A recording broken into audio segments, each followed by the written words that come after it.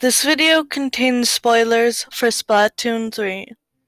Hello, Squid and Octo kids! Happy New Year's and welcome to It's a Splat Theory. I'm your host, Kat, and today we are talking about the Professor, who he was, if he was good, and what happened to him. So let's jump right into it. First, let's go over what we know. We know that he was a human, that he lived over 12,000 years before the events of Splatoon, that he was Judd's owner, and that he created Commander Tartar. And that's pretty much it, besides the fact that he was at least smart enough to make a sentient AI, and that he really, really loved his cat. But we also know some of his actions. He was worried about the lack of action by the policymakers in regards to Earth's rising levels, and that he loved his cat enough to make him immortal, and to cryogenically freeze him, and even have the machine make a clone of the cat so Judd wouldn't be alone. Also, by the title of the Professor, we know that if he lived in the United States, he would have had a PhD and was a teacher of some kind. But with the information that they gave us, we can start piecing together other parts of his life, like with how much he loved Judd, and that's one of the only things we know about him. I can guess that he probably doesn't have kids. And with his concern about the policymakers, but him not actually seeming to be able to do something about it, it makes it seem that he doesn't have that much influence in the scientific world. But we also know that he was substantial enough to get access to a cryo-freezer and get a way to make his cat immortal. We can also tell from the picture in the first sunken scroll that the Professor is in. He isn't the youngest. Now, let's try and figure out if he was good. You could easily jump to two conclusions on this matter.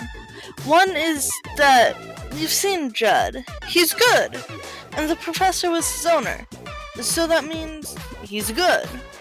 Or you could go with the fact that the Professor created Commander Tartar, and he ended up being very, very evil. So that must mean that the Professor was evil as well. But even those two viewpoints aren't as simple as they seem without them contradicting each other. Let's start with the second one first, Commander Tartar. The story seems simple enough. This random professor created a sentient AI that was capable of destroying an entire planet. But it's more than that. You see, the professor created Tartar to pass on the knowledge that humanity had, so the next life form to inhabit Earth would not make the same mistakes. He never intended to have Tartar try and recreate the human race, and in an interview with Yusuke Amano, he says that Tartar's loneliness caused him to disregard his creator's original intentions as time went on. And then we have Judd. And you may say that he's good. Of course he's good. He's Judd, isn't he? Well, Judd might be good. But who's to say little Judd is completely good? He seems to resent Judd. He suddenly got a headset after you defeat Mr. Grizz. And he is on the side of the bad guys when you do turf war. But the other side of that coin is the Professor never actually interacted with little Judd. But if he had, maybe he wouldn't resent Judd. Well, in my opinion, I think the Professor was good, but you can come to your own conclusion based on all the evidence. And finally, I want to go over what happened to the Professor. There are three possibilities, and I'm going to go through them all. The first is that he ended up on the rocket that went to space when humanity went almost extinct the first time. and he just passed away with all the other passengers, either from old age or when the rocket crashed into Earth. But I just don't think that's the case. I think that if he made it onto the rocket, he would have made sure to take Judd with him. The rocket was filled with animals as well, so there would be no reason for him not to take Judd if he thought the rocket would work.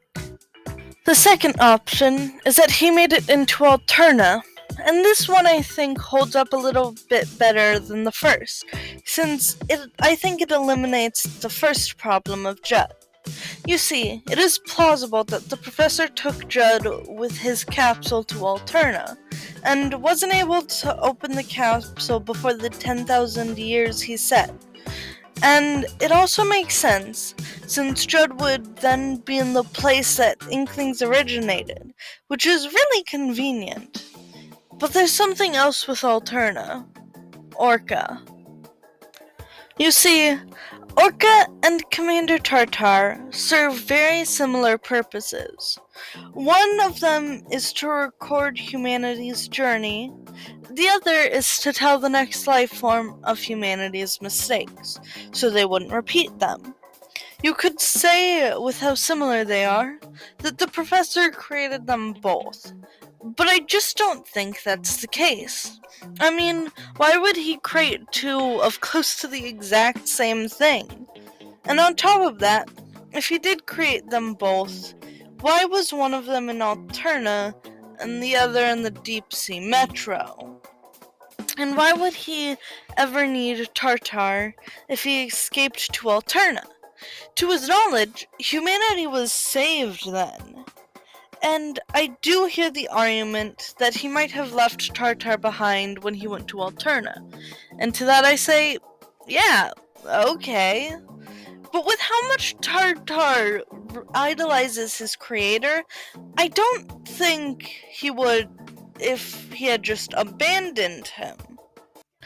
And then there's the last option of what happened to the professor.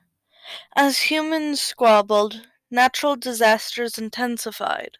Volcanic eruptions leveled cities. The sea rose and began to consume the planet. Humanity experienced a mass extinction event.